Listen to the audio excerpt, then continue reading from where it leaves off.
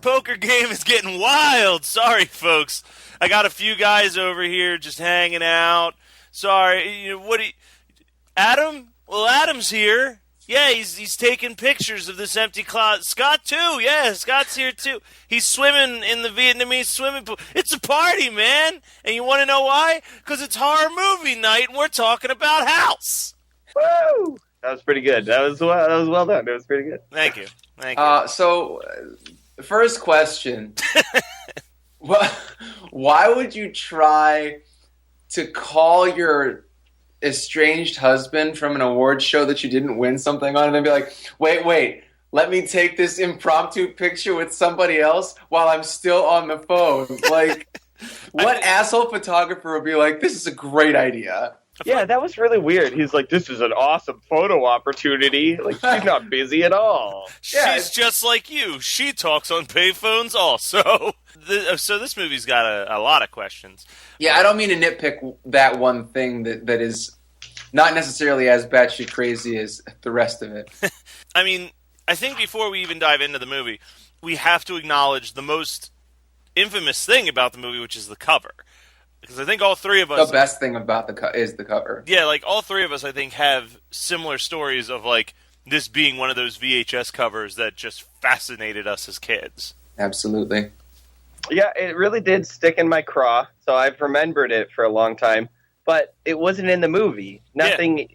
Yeah. I mean, there was a dismembered hand in the movie, but it certainly wasn't that.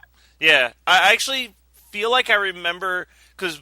I remember the video store had Houses 1, 2, and 4, because House 3 isn't House 3. What? Yeah, House 3 is a movie called Horror Show that in Europe they released as House 3.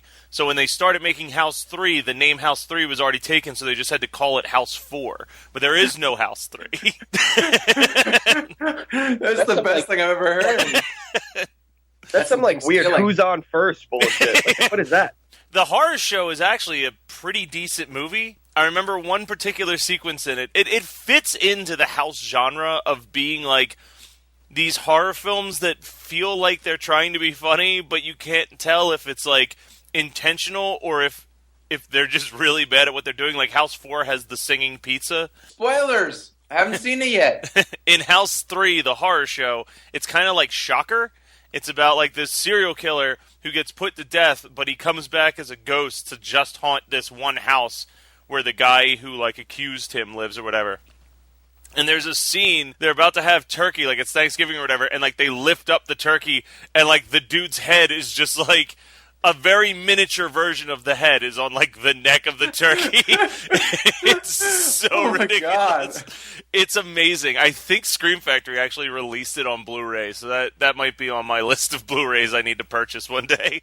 I know that's not the movie we're discussing, but can we use that as the picture that we put up with the I'm not sure when you guys finally saw House, but I remember I actually watched it on USA one afternoon, so I saw like the edited version, and I thought that I was missing out on a bunch because, you know, it's an R-rated movie on TV. But edit this. There's nothing bad in it. Like, nothing bad happens. This movie does not deserve an R rating. They didn't cut anything to broadcast it on television. I remember renting it and being like, all right, well, now I can see all the stuff that they couldn't show me on USA, and it was literally the exact same movie that I had just watched on USA.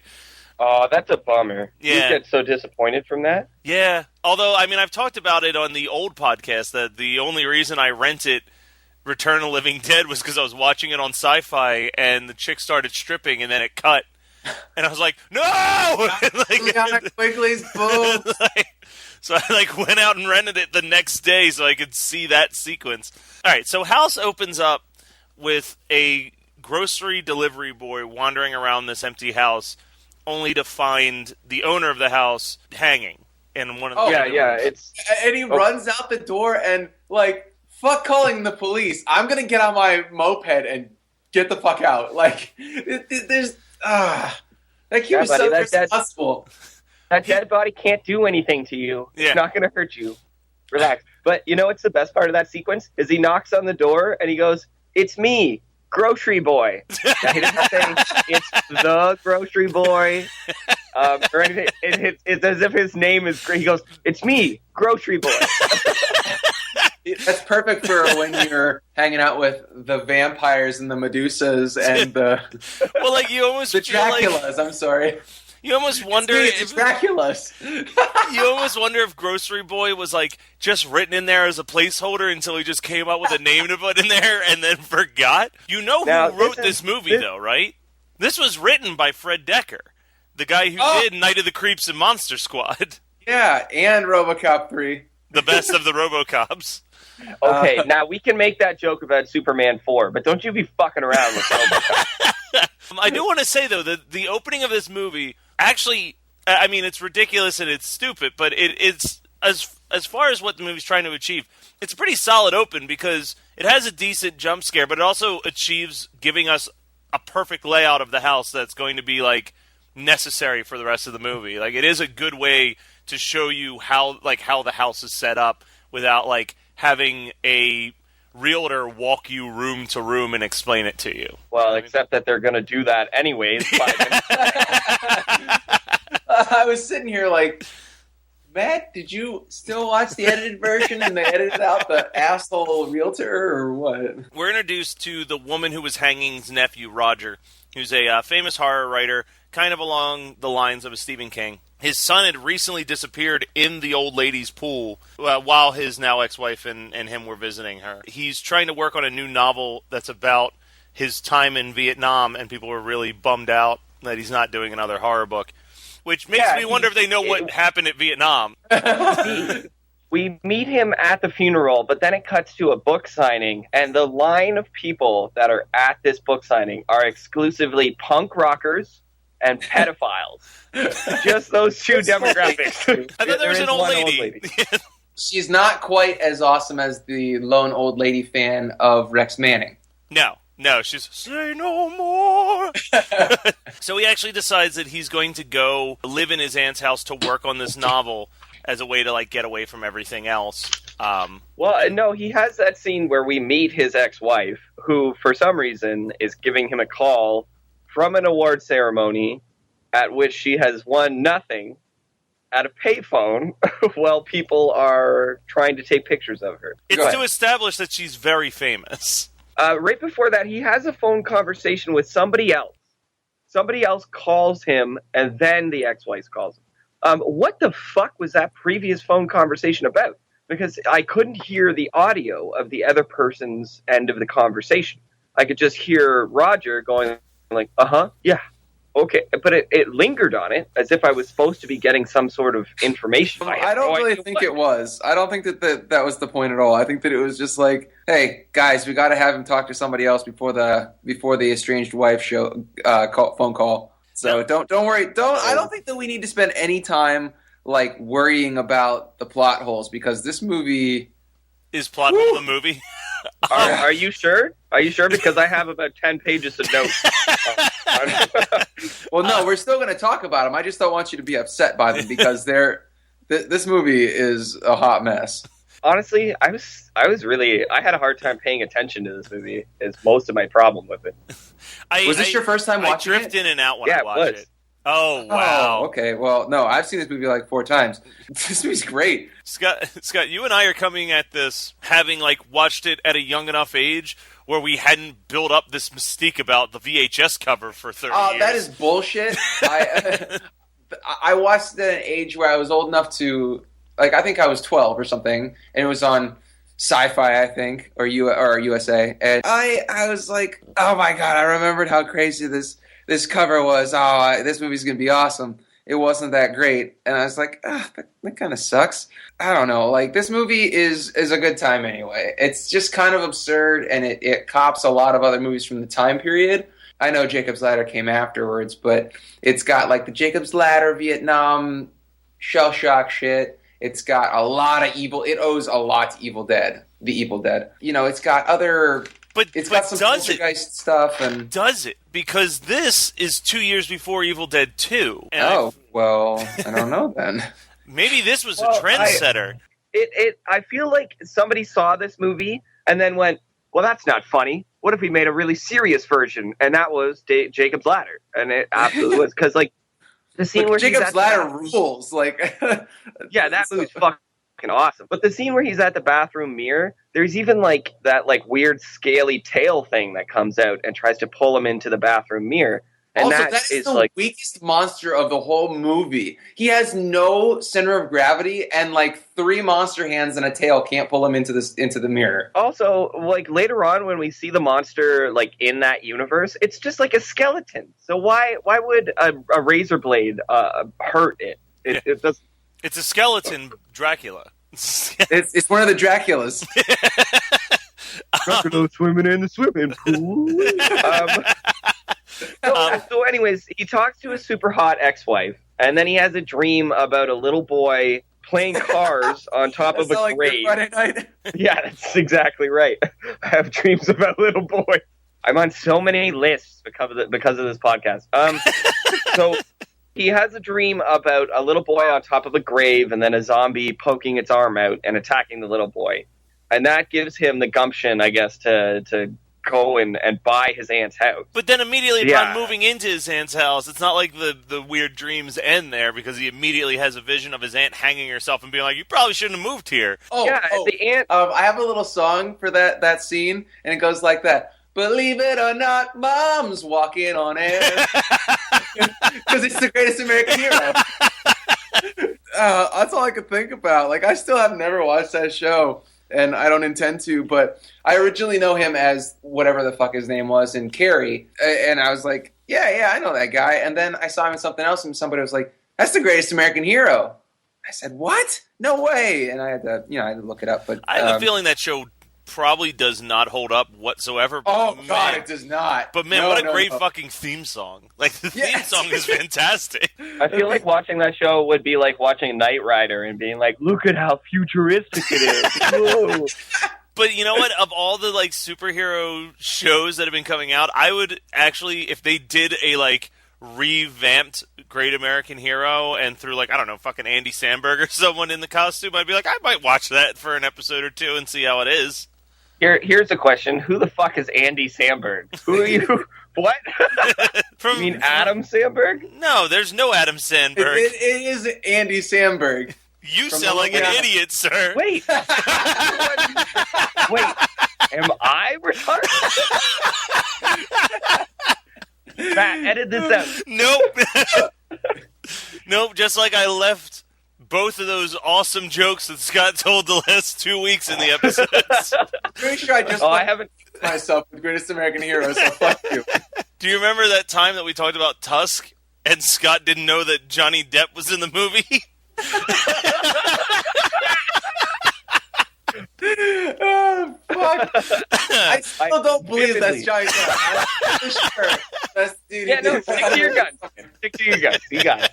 The realtor points out that there's a marlin on the wall, which very clearly indicates that that's going to come back into play at some point in this movie. Much like they did with the deer head in Evil Dead 2. Exactly. I like this fan theory we got going on. Yeah, it's fucking. This is Sam Raimi's favorite movie. Sam Raimi's a hack. Is that the fucking fan theory?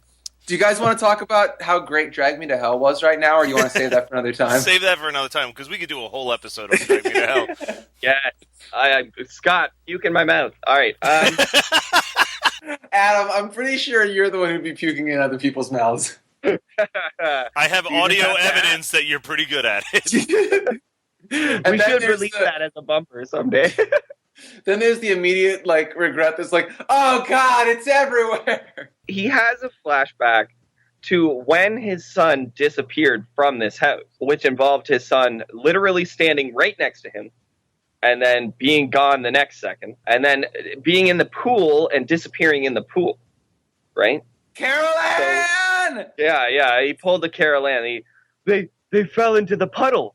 What puddle? In the parking garage. Oh! And the realtor explains to him that it was all just a giant mass hypnosis that the Great American Hero was able to perform. And that realtor's name? Dr. Satan! Dr. Satan! So he meets Norm from Cheers, which is how I refer to him in my notes. What does he do for work? That guy does not work. He has the best delivery in the entire movie in the scene where he first meets the great American hero, though, which is when he's standing there and he's like, old bitch lived next here. Wouldn't be shocked if someone offed her. You know what I mean? He's like, it was my aunt. He goes, heart of gold. He's a big fan. It doesn't explain what he carries in his pocket. Yeah, It's that just- book, it seems that like is not a book. newspaper. First of all, he's a fat guy. Fat guys don't have that much space in their pockets. That's just scientific fact. Yeah, they hide it So in the folds. Matt, come on. No, that's not true at all. So he tries to hand him these sweaty newspaper clippings. No, that's a copy of a book. That's a But book it was all that's loose. apart. That book was murdered. All books matter, guys. There's no cover to it. For all he knows, he is literally just pulling anything out of his pocket and claiming it's a book at this point. Will you sign these Costco receipts for me? Yeah, Scott, that's like if I gave you a blank CD and was like, hey, this is my copy of the Survivor Girl albums. Can you sign this for me? I'm a huge fan. It would probably sound better than the actual albums. That's not true. Survivor Girl's great. Listen to them on Bandcamp. Roger decides to stay, and for some dumb reason, he jams his fucking fingers right into a shark tooth. I couldn't tell you why. He literally like looks at the shark like mouth, and he goes, "Huh," and just jams his fucking hand in there. It's like, why did you do that? But then he goes upstairs. He sees his aunt. He has a vision of his aunt hanging herself, and she says, "This house tricked me, and it's going to trick you too." Right? Now, he's been in this house for like a day, right? Not very long whatsoever. So when he runs to the bathroom and he opens up the bathroom mirror and he goes to take those prescription meds, I thought that he was contemplating like getting fucked up on her old prescription medication. Oh my god! Wait, so what if he did? What if the rest of Those this are his movie, pills. the rest of this movie is just him like tripping his balls off inside this house? Yeah, I don't know. Those are supposed to be like PTSD pills, I guess, right? I've never been to Nam. Matt, you're old. Well, you tell me. I'm older than both of you combined. Those Like, PTSD pills must also help make his flashbacks look like the shittiest version of Vietnam ever put on film. Oh my god, I have so many notes about that. It looks like someone's backyard with just a couple fancy trees put around it. I'll put a little spoiler here for the notes. Later on, we cut back to Vietnam, and I go, "Oh, here we are back in Studio Lot B." Oh, I'm Vietnam. Oh Deep in no, the shit. that's not that. I'm telling you, having watched this movie as many times as I have, I am almost completely convinced that Vietnam is literally just the wooded area behind the pool outside the house. that's actually a good theory. I like that. Like, I think they shot this whole goddamn movie just at that house. That would be awesome if they did. Like- I'm a little tired of all the expansive, expensive locales that they use these days. I want to go back to the days where you shot it in mom's backyard. You tell me that book signing couldn't have just been in one of the spare rooms in that house? This is the point where Roger meets Norm from Cheers, and he is wearing the lowest cut V-neck I have ever fucking seen. Oh my god! He might as well not even be wearing a fucking shirt. Like, it's so low cut. I'm gonna go to Goodwill today, and I'm gonna pick up one of those deep V's, man. I just wanted him to yell, "Garbage day!" Garbage day. Solitude. Roger is writing about his time in Vietnam, right? Which it like intercuts it. Like, we see his flashbacks to Vietnam every time that he goes to write about it. And But I it's could the not give most, less of a shit about those scenes. Those scenes are total garbage. which it eventually at the end of the movie ties it together, and it's like this is the whole reason why, which is fucking stupid. Right, so Scott, it's so stupid. you weren't entertained by the hilarious pranks of Big Ben, like sticking a snake in his cigarette case? He's a laugh riot, that Big Ben. Yeah, I feel like he should have stuck with Night Court. Is that guy in Night Court? That's the dude from Night Court. Shit. You guys suck. Come on. Yeah, we do. Hey, I recognize Norm was from Cheers. Fuck you. Yeah, you don't remember him from Night Court? I believe the actor's name was Adam Sandberg. Adam Can be a Sandwich. Adam Sandberg. Take away the pain. Oh, yeah. One of these days, Adam's got to learn the other words to "I Can Be Your Hero" because he always trails off after the second line. That means No, we have I to know listen it. to him sing for longer. No. That's true. We may have to start paying for song rights at this point. It goes, I can sacrifice your body. Okay. So, Vietnam, I mean, Roger's time in Vietnam is the most stereotypical, cliched fucking time in Vietnam. Like, somebody might as well have looked at him and been like, hey, were you in the shit? And he would have been like, yeah, I was in the shit. Like, fuck off. This is so stupid. So I'm led to believe that Roger kind of knows that he's crazy, or kind of knows that the house is haunted, because he sees Timmy, right? Mm-hmm. And he picks up the TV remote and turns him off, and turns off Timmy's ghost, which is like, okay, did you know that was going to happen? Are you aware that that's just like a specter? That's just like like the spirit of your child? Like, why would you think that? Why would you know that that was going to happen? Like, what the fuck, man? So I thought that Roger was well aware that he was like PTSD crazy, right? Apparently not, because the shit in the closet scares the crap out of him. Also, did he get video evidence of life or of supernatural presences? Because if so, that's like a really big deal. And why is he not taking that anywhere? And I just want to continue our theory that every famous horror film is stealing from House. The creature inside the closet kind of reminds me of the engineer from Hellraiser that came out 2 years after this. Just saying. Yes. Oh my God. I Go ahead, Scott. Go ahead. To remember what it was that it looked like, and I was thinking the worm monster in Poltergeist 2, but no, it's absolutely the engineer. It's the same fucking prop. It has to be, right? Yeah, I bet that this movie tanks so bad that they were like, no one will notice. Movie. Yeah. Did this movie tank? No, this movie was actually a surprise hit. Well, it's because it has the greatest American hero in it. I mean, I don't think it was ever number one. I don't think it was like a movie that was ever number one in the box office, but I think it was like one of those movies where it just like stayed at number 2 for weeks. Yeah, it stayed at number 2 for the last couple decades, if you know what I mean. Scott, hit me with that Greatest American Hero theme song. I want to groove to it for a bit. Believe it or not. Yes! In my notes, I have it written down as many-faced Hellraiser monster. That is what I wrote that down as. Yeah, so you guys are both right on the money. I mean, it's no CD Cenobite, but it's up there. Roger decides, after encountering that monster, that he's going to set up a row of cameras, and he's going to capture video footage of that monster, right? But he does like a practice run beforehand, and like he's obviously lost his fucking shit. Like he's gone crazy at this, right? He's in the shit. He's deep in the shit. He's got that crazy PTSD going on right now. But he still has some sweet tactical moves, because he fucking he does that like sliding knees out the front of the house, and he's like, yeah.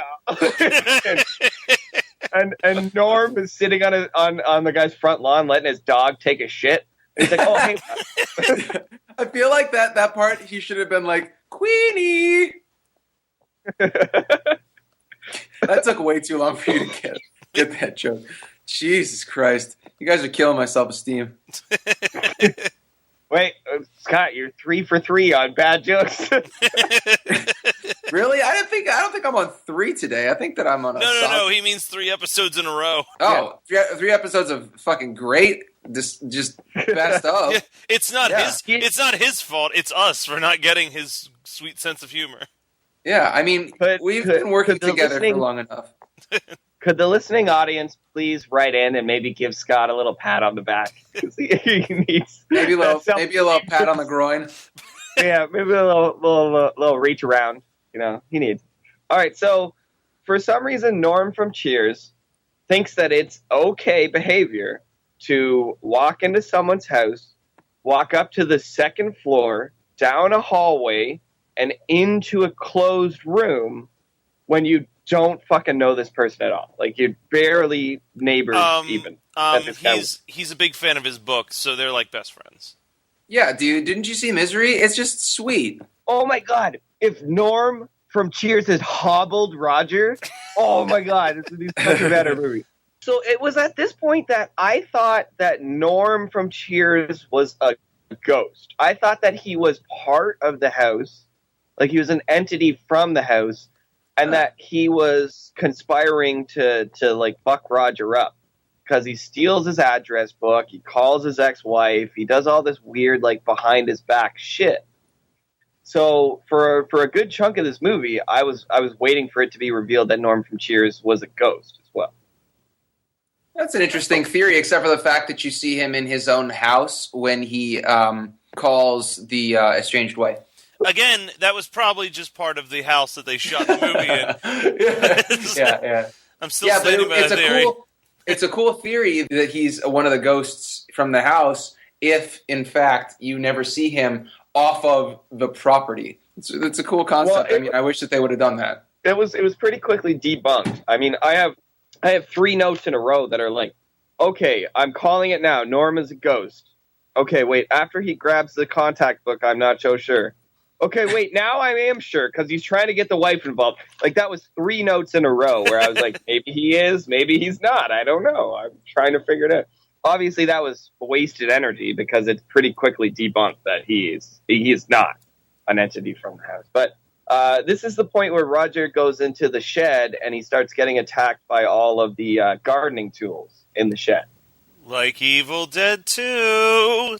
Yeah. Sam Raimi, you fucking hack. Oh, God. We're so upset with you right now. We should have gotten a House TV show instead.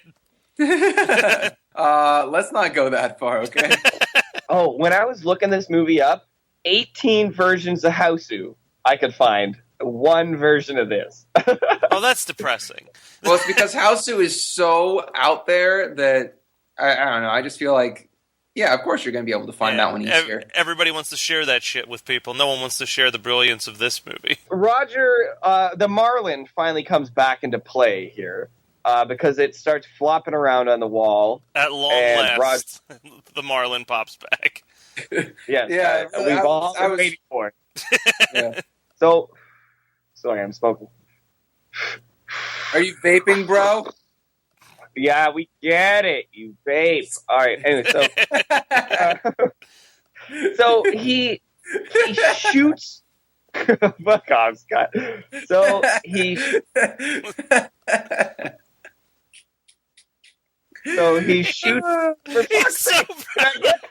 He's so proud of himself. I'm not proud of myself. I just love that we get it, you vape thing. It's just so fucking funny. God, vapors are such assholes. Okay, So, sorry. is that a big thing down there? Do you guys get like cornered and talked about it all the time? Because I Have you heard actually of do our have Lord like and Savior the vape? yeah, like I honest to God, I have a vapor and I use it 90% of the time. But I still smoke at work just so people at work that vape don't come up and talk to me about it. Dude, It's how many volts is your vape? I actually don't know anything Yo, about what vape. kind of juice you smoking, bro? What's the nicotine level at? Yeah, I got a system set up here. I'm like, shut the fuck up. I don't fucking care. You come up and be like, what brand of cigarettes is that, bro?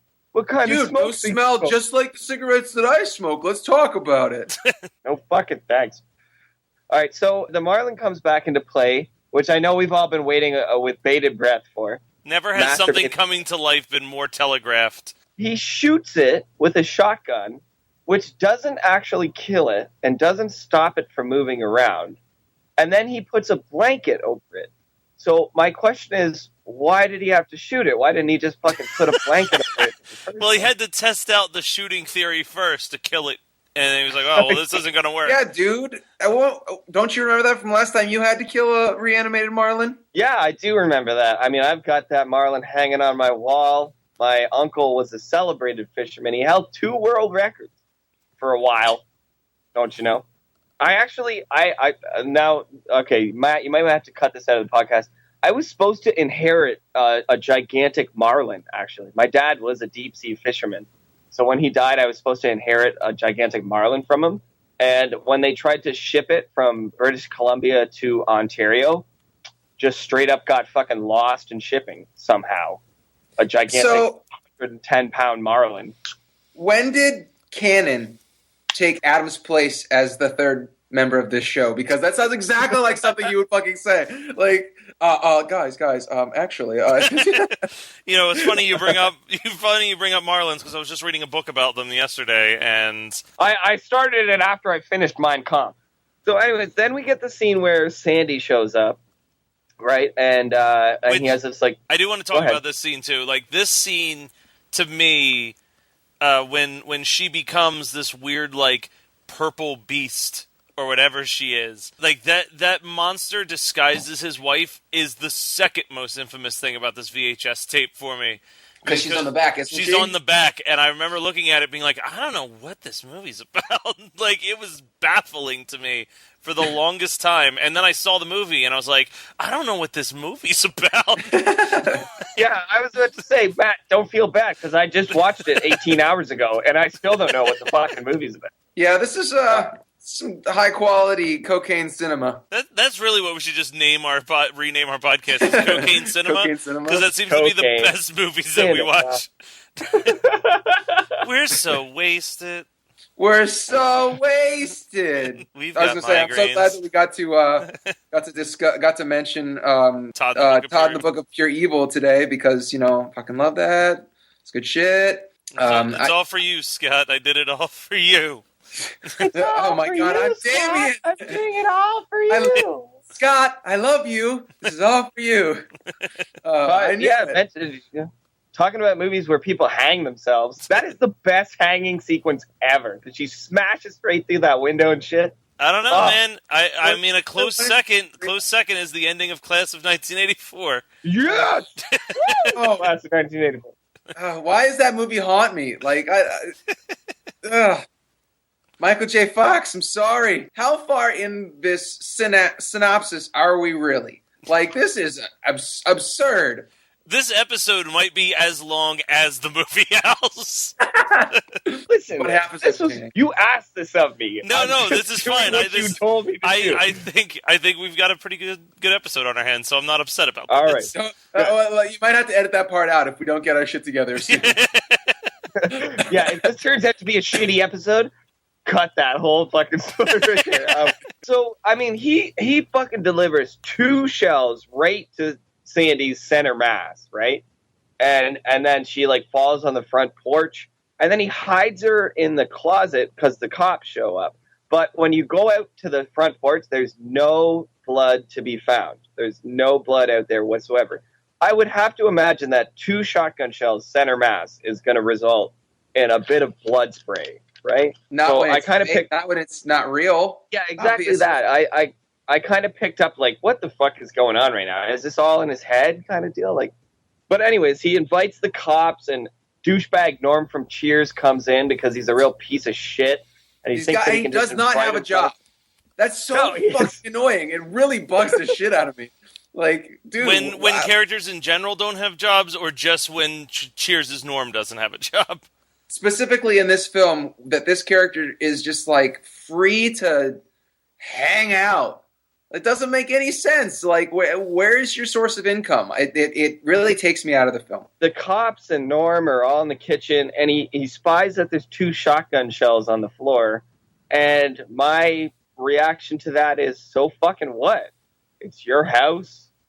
You have a shotgun. You own a shotgun. This is the most American thing you've ever said, Canadian man. Don't tread on me.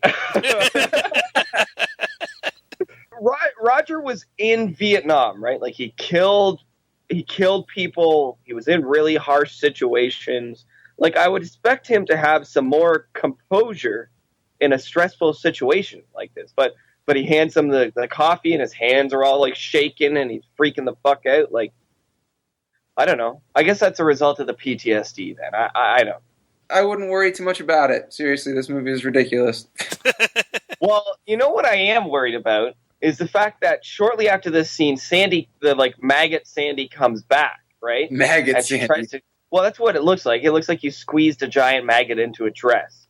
Well, you know what the problem is with this version of Sandy is she's no good, she's no good, she's no good.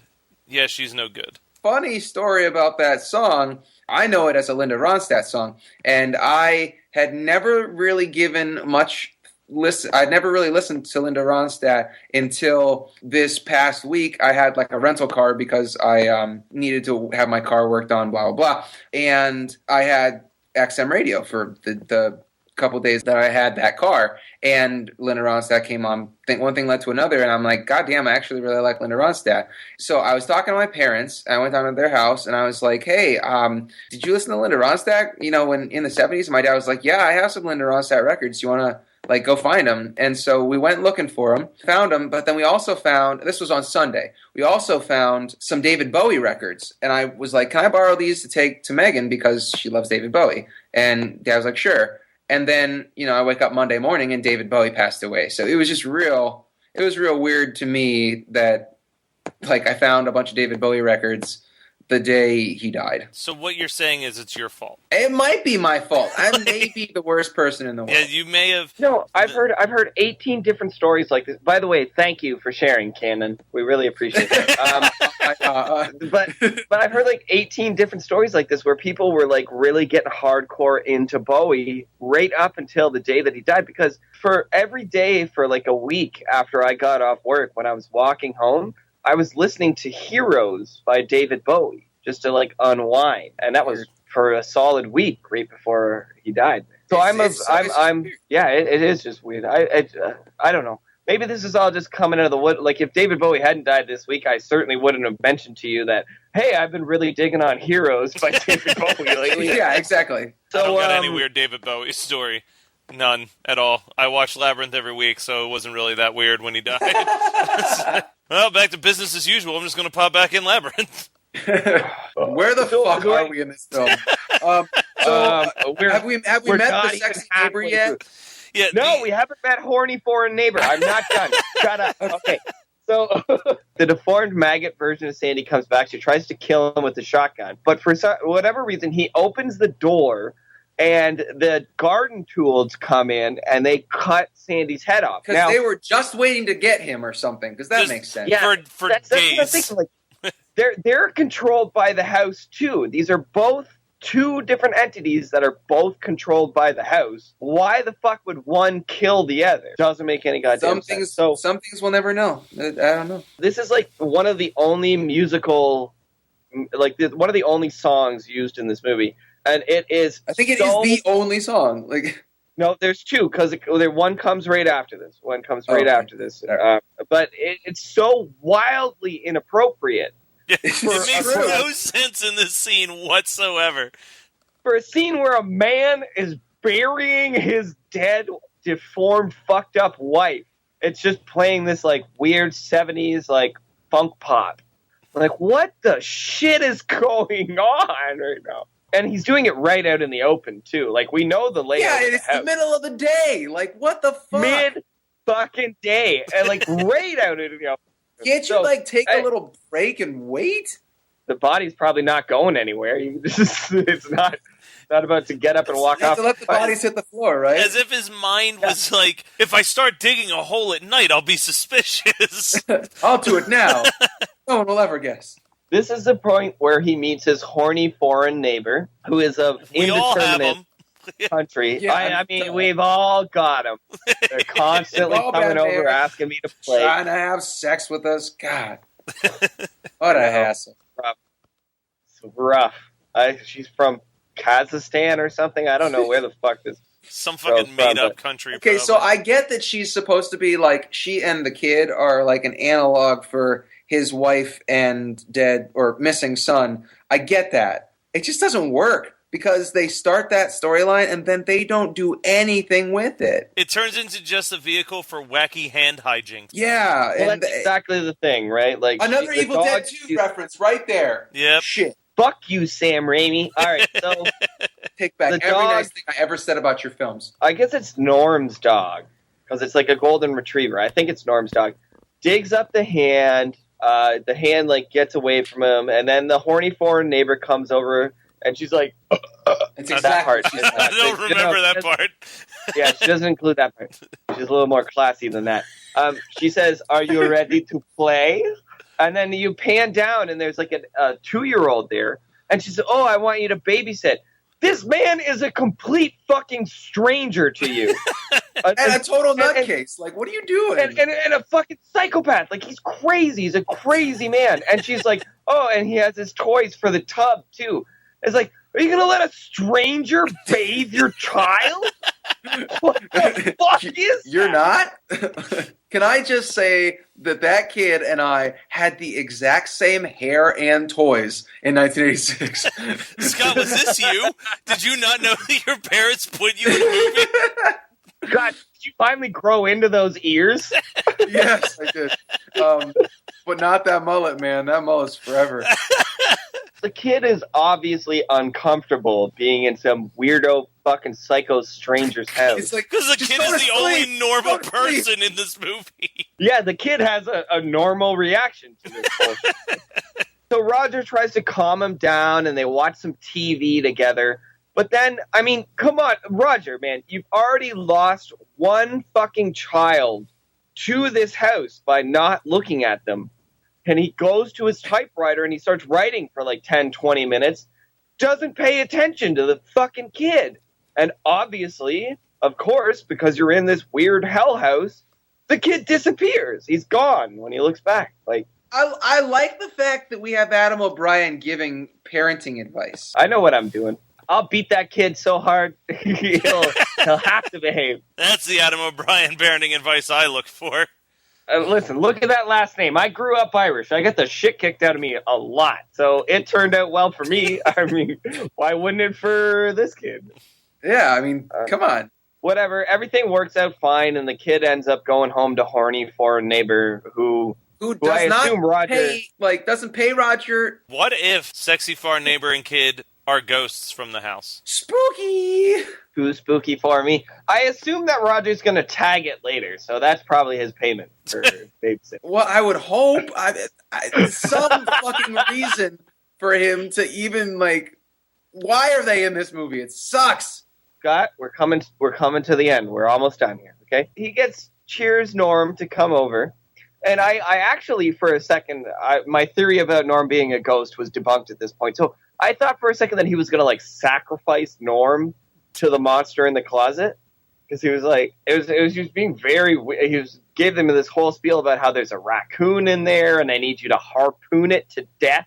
Also, are you going to give a harpoon gun to this suburbanite fat fucking slob at midnight?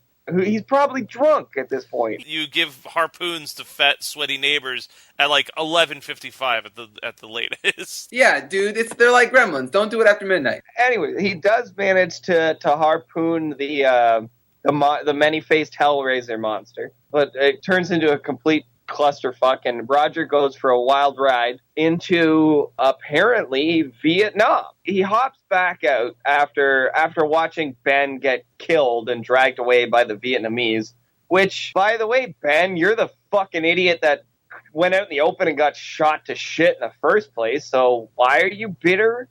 You're an idiot. Like, you deserve to die, you dumbass. War never changes. Oh my.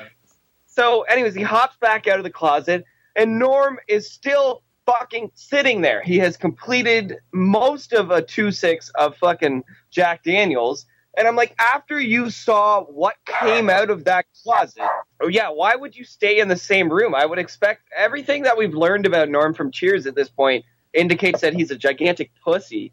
So why would he sit there in front of this closet that he saw a monster come out of? Like, I would get the 5-beat booking it out of there. And I'm not as much of a pussy as Norm from Cheers, I don't think. Although I don't know. Am I? I'm not sure. I don't know. Anyways, he finds out that via the aunt's painting, he finds out that Timmy is in the mirror in the bathroom. So he breaks the mirror, and he finds out that there's like this crazy portal. We already talked about like the Jacob's Ladder, like weird snake shit coming out and grabbing him. He eventually goes into the mirror. He sees that weird Evil Dead thing, which steals his shotgun and shoots the rope so that he falls down. Why wouldn't he just shoot him Roger in the face. So he saves Timmy. He gets him out of the Nom zone. And then they get back to the house. And it turns out that it was Ben, the guy that died in or whatever, was taken away in Vietnam. It's his spirit that's haunting this house. Now, I've never seen House 2, 4, or 5. Is it House 5? No, there's just 2 and 4. Okay. Oh, sorry, 2 and 4.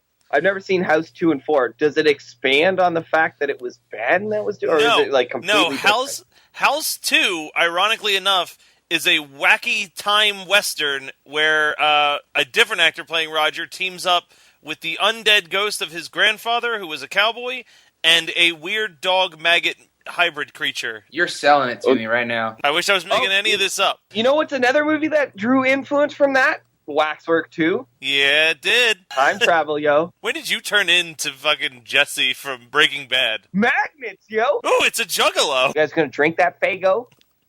You gonna drink No, we're going to pour it on our girlfriends. Whoop, woo. Whoop, All right, so, whoop, whoop. Oh, my God. Fucking kill me. What, Scott, are you not coming to the gathering? What, you not down with the clown Dude, homes? the gathering is in the next town over. Oh my god. Oh my God, you're right. You're in fucking Ohio. Oh my God, I forgot about that. If I really wanted to, I could bike there. Scott, it's that close. Scott, you need to get us booked on the gathering. No, fuck you. Oh my God, yes, no, fuck you, Scott. Fuck you. We're so doing that. We are 100%. Our next convention is actually the gathering of Juggalos. This is what I'll do. I'll do it if you guys both dress up as beef. We'll have a beef off. Dressed up as beef. We'll show up at the gathering and we'll be like, well, one of us needs to go home and change. Well, no. One of us can dress up like that. You still say that. One of us can be beef when he's first revealed in the coffin, and then the other one can be beef when he's in like that low cut off red shirt before he gets electrocuted. I vote for Matt being in the low cut. Yes, absolutely. Although you guys both have bellies, so it'd be funny. So back to the movie. No, Yeah, we're anyways. at an hour right now. I don't even want to talk about House anymore. We're so close to done. We've got like 6 minutes left. All right, so 4 more strokes and I'm good. I'll get you there even quicker. You ready, Scott? I'm going to read these so sultry. Wow, the Ben monster is slow as fuck. He beats Ben with his own arm. Oh. Throws a grenade into his stomach and it explodes. Well, and not even that. Here's the thing. Ben turns, like, what are Ben's powers? Because he has, like, Nothing. he takes the house and he puts it on the edge of a fucking cliff, right? And then he pulls him off the cliff and that doesn't kill Ben. So why would a grenade in his chest kill Ben? Why does that make fucking sense? It's because it's the Freddy Krueger kill. It doesn't matter. He has every power until you stop believing in him, and then he has no power. Well, that was the thing. He was like, I'm not scared of you anymore. That was not the motif of this movie. That was never a theme in this movie about him being scared. What the fuck? What is going on? And he gets his fucking hand chopped off, and then he looks at his hand, and his hand's still there. He's like, I'm not scared of you anymore. I was like, when were you ever scared of him in the first place? That wasn't the fucking point. It was just, Anyways, the ending's a fucking cop-out, and Sandy shows up, so it turns out that he didn't kill Sandy. And then everybody gets reunited with Timmy, who presumably has been sitting in a cage in Vietnam flashback for the last 4 or 5 years. Did he age? No. I don't think Roger or Sandy aged either. So maybe it was only like a couple of months or something. But still, your kid's going to be a little bit fucked up, I think, if you've been sitting in a bamboo cage in a Vietnam dream world. Yeah, dude. He's going to come back and death dream everybody. Matt, was that the plot of House 2? Is Timmy's fucking crazy and now he has PTSD as well? No, this is way better than House 2. Sorry to wreck any hopes and dreams of us. Well, I have House 2 queued up on my computer, ready to there. watch that piece of garbage. Right there with Horror Show and House 4. Dude, I'll watch all of them. You know I have no life. So what did you guys watch this week? Megan and I watched 3 movies together. And it was fun. It was fun to watch some stuff with the wife for once instead of sitting like a lonely man on my computer watching stuff alone. Her occasionally looking over and seeing Nazi titties on your computer screen. Yeah, and every time she looks over, being either one of two responses: one, "What the fuck?" or two, just shaking her head and being like, "I probably shouldn't have married you."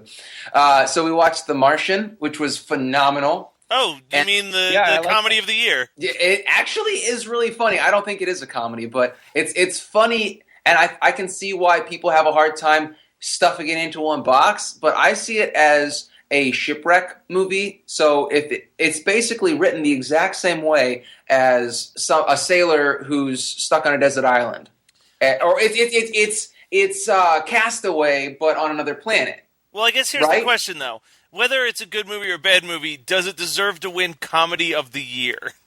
No, absolutely not. Well, I don't know. I don't watch a whole lot of comedies. I can't say what a better comedy in 2015 was, but I don't really think The Martian is a comedy. Yeah. 2015 was a pretty weak year for comedy, actually. I mean, what, are you going to give it to Horrible Bosses 2? Like, what the fuck? I don't know. I didn't watch really that many movies last year. You watched a shitload of movies, just not from last year. I didn't watch that much. Was Final Girls a funnier comedy from 2015? Actually, I would absolutely pick Final Girls. 100%. Yeah, I would totally do that too. Yeah, for sure. Although I'm going to watch The Martian way more times in my life than I'm going to watch Final Girls. Oh, I would absolutely disagree with that. I bet I could. I haven't seen The Martian yet, but I bet I would watch it and think it's a masterpiece. But I would still probably watch Final Girls like 1,000 times before I watch it again. Why does he hate my boobs? Is it because they're not big? Then we watched Interstellar because it's got half the same fucking people in it. And Interstellar is awful. Yeah, I was really bored by that movie. That movie, people, I don't know why so many people raved about it. And so many people on Reddit were just sucking its dick. And people were saying that the science was good. The science was so ridiculous. I mean, just because it looked like a wormhole would, that doesn't make any sense. Like, besides that, there's no reason why half that shit would have happened. One, why is there a blight happening on Earth? Like, and it's killing off everything like one crop a year. That makes no sense unless it's human, like it's man-made. So, and that's not involved in the story. And then why would they go to that first water planet? Like, they know that it's a water planet. They would have known that. There was no reason for them to go there. I can see why they would literally just orbit the planet and look down and see, oh, that person's dead. Let's not go to that fucking planet. Yeah. Let's observe the planet for a bit before we decide to send a fucking manned mission down there. They had to have had enough information from the team or the person that went down onto the planet. Their descent into the planet had to have lasted, I don't know, a year based on the whole time dilation. So they would have had tons of data that would have been sent back.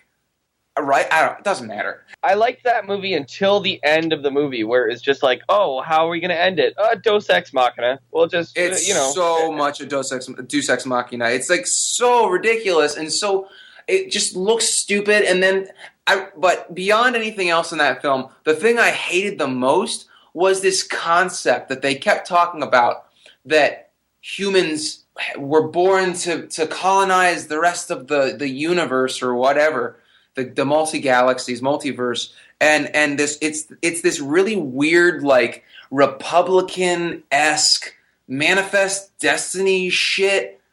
It just seems really out of place for all the more or less liberal people on Reddit to just, circle jerk about. They're going to make the universe great again. Anyway, so that movie sucked. And then we watched Crimson Peak, which both Megan and I really enjoyed. Megan liked it mostly because you get to see Tom Hiddleston's butt cheeks. And I really liked it because you get to see some really cool ghosts and some pervy action that I can't talk about, or else it would be a total spoiler for both of you. You had me at Tom Hiddleston, and then I came at butt cheeks. So I'm down. Don't you always come at butt I was cheeks, about to though? say that the best thing about that sex scene, because so Megan is like losing her shit when the ghosts are showing up in that movie because she can't do ghost movies. She really gets scared and she's like, "Oh God, so scary!" And I'm just laughing because like her reaction just amuses me. And she's like, "Why won't you protect me?" I'm like, "It's a movie." But then Tom Hiddleston and his new wife are like getting it on, and he like throws her on the bed and then pushes her skirts up, and then he goes down like he's going to perform cunnilingus on her. And I'm like, yeah, Tom Hiddleston, show him how it's done. And then he stops and like goes up to kiss her mouth, and then she pulls his pants down, and then he humps her a bunch, and you see the butt cheeks, and Megan's like, oh yay! But I'm like, Megan, you're forgetting the fact that he just totally like blue-balled her. I don't know what the term is, but like I don't know. Beaver tease. totally Clam jam. Yeah, he clam jammed her. Nice.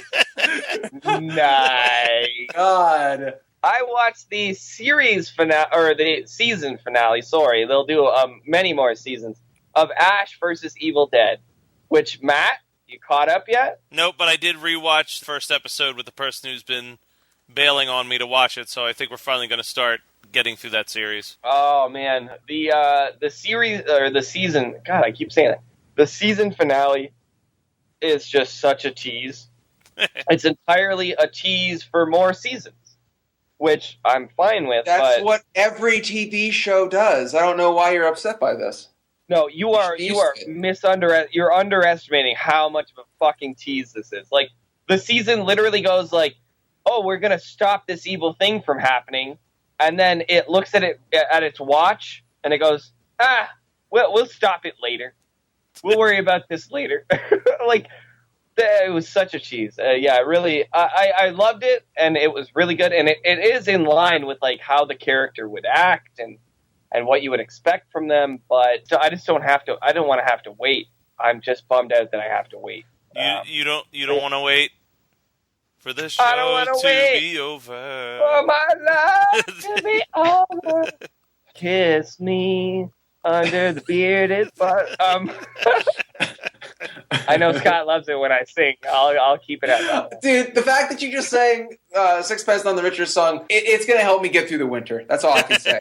If you wear those shoes, I will wear that dress. And you want to order a love burger? Well done. I still... okay, if we're talking about cock teases from movies and TV shows, that is the biggest one. I always will wonder what Love Burger was supposed to sound like. All right, so we're going to move on. Are you done with your thing there, Adam? Yeah, go ahead there, Matt. Okay, so for my list, I watched the 1976 version of King Kong, which is way too long and not very good. Do not recommend it. Probably will never watch it again. I also watched, for the second time, via Weird Ass Movie Night, Ninja 3: The Domination, which I still think one of these days when we do another non-horror episode of Horror Movie Night, that should be a strong contender, because there is just plenty to talk about. Theoretically, we could just talk about it on a regular episode, because it does involve demonic possession. It involves a lot of V8 juice. Lots of, some weird uses of V8 juice for sure. Golf. There's some golf in there.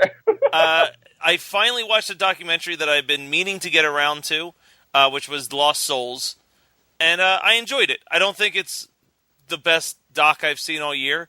That still goes to Electric Boogaloo, which was just amazing. I still, to this, it's still on Netflix. Go watch Electric Boogaloo if you haven't. It is going to be entertaining. But Lost Souls is also on Netflix right now, and I thought it was a pretty interesting story. It is a whole lot of Richard Stanley kind of bitching to the camera. But rightly so. Yeah, I think it's justifiable. That guy get everything that he worked for torn away from him. Yeah. Just brutally torn away. What I was mostly disappointed by, I guess, was I had expectations of what it was versus what it ended up being, which was that I thought that this was going to be a doc about him, living on the set. And then, that's a thing that literally comes up in the last, 15 minutes of this almost 2-hour-long doc, and that kind of bummed me out a little bit. Look at it this way. The movie opens up with Richard Stanley used to make movies. Now he lives in an isolated village in the hills of France. Yeah. How did we get there? Why did he stop talking to other human beings? No, and then, trust me, it's a good doc, and it's definitely worth watching. But like I said, I just felt a little. I wanted to know way more about the insanity of living secretly on the set of the movie that was stolen from you. I feel like that in its own right could be a decent length documentary. Yeah, it's still good. I still think it's worth watching, but that's all I got to say right now because honestly, if I want to get this episode out in time, I probably should have started editing it an hour and a half ago. So definitely check out Lost Souls and Electric Boogaloo. All right, that was 1986's House. As always, you guys can send us suggestions. I don't even think we mentioned who suggested that movie. That was from a user named Chris, who suggested that we watch House. So, Chris, we have watched House. So far, if you're going to compare this to last week's suggested movie, good job. Still love you, Brian, but yeah, House was a way more fun viewing and episode than Monster High. But this means that you can always send us suggestions of what you think we should watch by emailing us at hmnpodcast@gmail.com.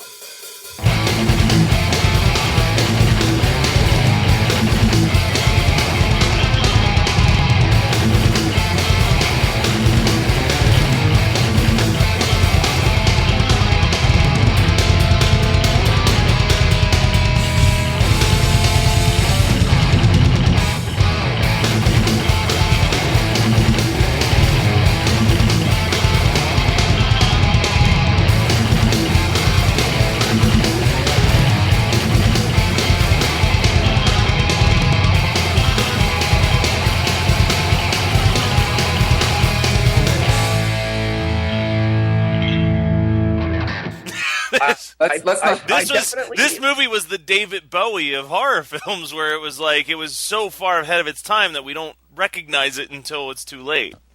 Oh, that's too topical and nice try there. I'm sorry. When I was reading David Bowie facts, I discovered that it took 7 years for Space Oddity to be #1 on the charts. I thought that was fascinating to me. Huh. Do you know that it took 12 years to make Boyhood? Just saying. And you saw how good that turned out. Oh boy, did I ever! It was well worth those 12 years of hard work. Well, it won all those Oscars, but that's how I feel about Boyhood. You're listening to the Geekscape Network.